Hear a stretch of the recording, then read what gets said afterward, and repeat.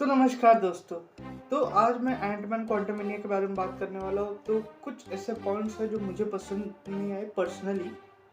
बस आपकी कुछ चॉइस अलग हो सकती है, बट मैं मेरी अपनी चॉइस के बारे में बोल रहा हूँ। तो नो हेट नथिंग, मैं भी मार्वल का बहुत बड़ा फ़ैन हूँ, आप भी मार्वल के बहुत बड़े फ़ैन हो। लेकिन बस कुछ चीज़ें जो मुझे पसंद नहीं आई एज अ, क्या बोल सकते हैं, मूवी लवर, वो चीज़ मैं बताने वाला हूँ। तो सबसे पहली चीज़ जो हमें क्वांटम रेल दिखाया गया, उस क्वांटम रेल के मोस्ट ऑफ द डिज़ाइन सारे बायोलॉजिकल सेल्स या बायोलॉजिकल माइक्रो ऑर्गेनिज्म से इंस्पायर्ड थे।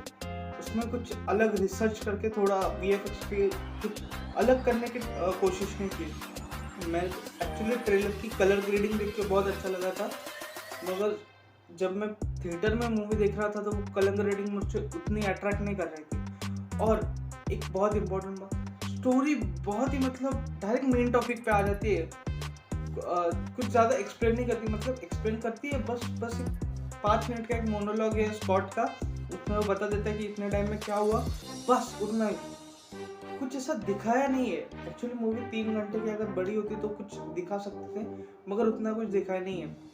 मूवी एक्चुअली जैसे स्टार्ट होती है ना, वैसे ही स्कॉट के स्टार्ट होती है। स्कॉट बताता है कि कैसे उसका सब कुछ हुआ, प्रॉपर एंड गेम की बैटल होने के बाद क्या क्या उसके लाइफ में चेंजेस आए, उसको रिस्पेक्ट मिलने लगी, वो सब फोटो थोड़ी कॉमेडी के साथ वो सब होता है। फिर कैसी हमें पहली बार इंट्रोड्यूस हो जाती है, कैसे इंट्रोड्यूस होने के बाद फिर वो लोग टेबल पे बैठते हैं, फिर वो लोग कैसे वो इंट्रोड्यूस, एक्चुअली मैं स्टोरी लिख कर रहा हूँ लेकिन ठीक है, अभी बहुत टाइम हो गया तब, तो आपको भी देखनी चाहिए। तो वो जो क्वांटम रेल में सिग्नल भेजने का वो डिवाइस होता है, उससे वो क्वांटम रेल में सिग्नल भेजते हैं, बस वो लोग पहुँच गए क्वांटम रेल में, और पूरी पिक्चर फिर क्वांटम रेल में चालू हो जाती है। और फिर quantum rail picture back and होती है, क्वांटम रेल के बाहर ये लोग आ जाते हैं, फिर से एक मोनोलॉग पिक्चर है। इसमें मज़ा क्या है, मतलब पिक्चर कॉमेडी है लेकिन डायरेक्ट सब्जेक्ट पे आ जाती है, और सब्जेक्ट पे आने के साथ साथ मैं एक्चुअली लिटरली एक बात से बहुत ज़्यादा डिसअपॉइंटेड हूँ, क्योंकि मोडॉक मार्वल कॉमिक्स का बहुत बड़ा कैरेक्टर है, जिसने आयरन मैन तक को नहीं छोड़ा है, बहुत निचोड़ निचोड़ के मारा आयरन मैन को। उसको इतना गंदा वेस्ट कर दिया ना इन लोगों ने, मज़ा नहीं आता यार। मोडॉक के साथ बिल्कुल जस्टिस नहीं। मुझे इतनी भी गारंटी है कि मल्टीवर्स है तो आगे जाके मोडॉक अलग चेंज होके कोई और मोडॉक आ जाएगा, लेकिन फिर अभी इंट्रोड्यूस करने की ज़रूरत ही नहीं थी ना, फिर अभी क्यों इंट्रोड्यूस किया, नहीं करते यार। मोडॉक लिटरली मीन्स समथिंग, वो आने के बाद खौफ फील होना चाहिए। और कैंग के बारे में बात करूँ तो मैंने पिक्चर हिंदी में देखी, अगर इंग्लिश में कुछ अलग होगा तो, बट जब भी कैंग आ रहा था उसका एग्रेशन वगैरह वो सब दिख रहा था, उसका पावर भी उसका पावर एक्चुअली कॉमिक्स के हिसाब से मुझे पता है, मूवी के हिसाब से अगर मैं देखूँ तो उन लोगों ने उसकी पावर को जस्टिफाई करने में थोड़े कम पड़ गए। वो एकदम ऐसा ठहरा हुआ, और जब भी वो ऐसा दिखाना चाहता था कि वो पावरफुल है तो वो जो नाक फुगा फुगा के ऐसा दिखा रहा था कि भाई उसको गुस्सा है, वो कुछ ज़्यादा लग रहा था। मतलब कि वो एक्ट दिखा रहा है कि उसको गुस्सा आ रहा है, वो दिख रहा था, मतलब नेचुरल नहीं लग रहा था वो गुस्सा। ऐसा कुछ ओवर एक्टिंग टाइप बोलते हैं ना, कि गुस्सा दिख रहा था, वो नाक फूक के दिखाना, फिर ऐसा पास जाके, उसमें मज़ा नहीं आता।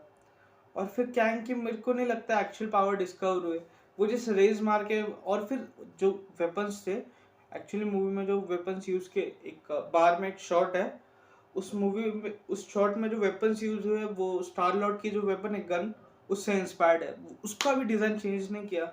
मार्वल मूवीज से हम चेंज एक्सपेक्ट करते हैं। Marvel movies is something that does something with every creative department and every creative things. उनके सेट्स क्रिएटिव होते हैं, उनके अपने वेपन्स क्रिएटिव होते हैं, उनकी पूरी आर्मी क्रिएटिव होती है। आर्मी भी उतनी क्रिएटिव नहीं लगी मेरे को एक्चुअल में। स्पाइडरमैन फार फ्रॉम होम है ना, उसके इसमें जो अपना मिस्टीरियो का कैरेक्टर था ना, वो जब स्पाइडरमैन को ऐसा अपने इल्यूजन में फंसाता है, फिर उसके इसमें पूरा ग्रीन ग्रीन लाइट, बस इसमें सेम है, इसके आर्मी में सेम है, बस ब्लू लाइट है। तो उसके हिसाब से भी मज़ा नहीं आया। बाकी उनके भी सूटअप्स कुछ स्ट्रांग नहीं थे, उन आर्मी का भी कुछ, आर्मी की साइज बड़ी दिखाई लेकिन कैपेबिलिटी नहीं दिखाई। अगर आर्मी की कैपेबिलिटी भी पता चल जाती ना तो और मज़ा आता। और उसी के साथ साथ क्या है, प्रॉपरली एक्सप्लोर नहीं हुआ है मेरे हिसाब से।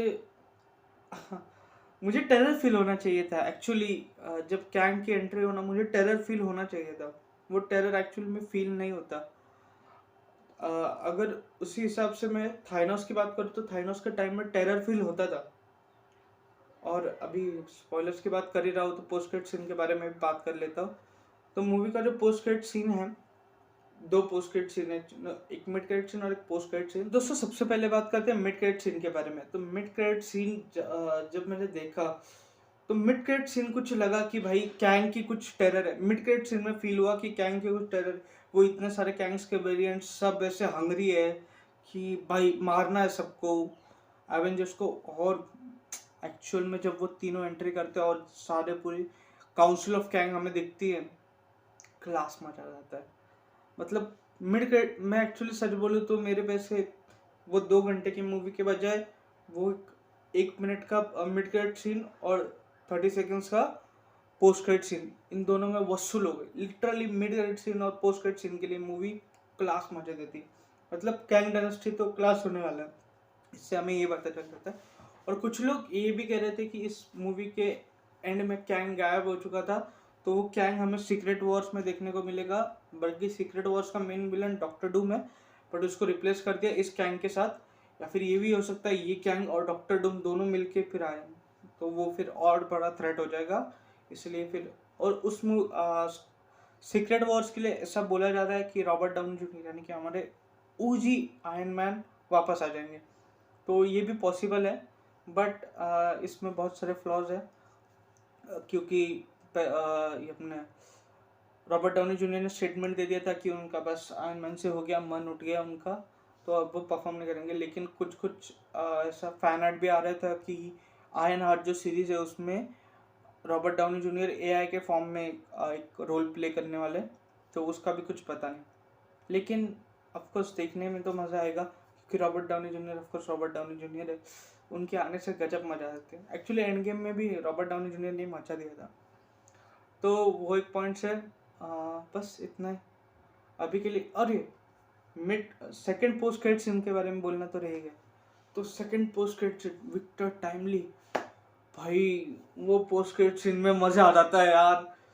जब आपको लोकी देखने को मिलता है ना, वो मोबियस बोलता है कि ये ज़्यादा खतरनाक नहीं लग रहा, फिर लोकी बोलता है नहीं ये है, मजा आ जाता है। लिटरली आपको फील होता है, मतलब वो पोस्ट क्रेडिट सीन आपको फील होता है कि कुछ कैंग है कुछ।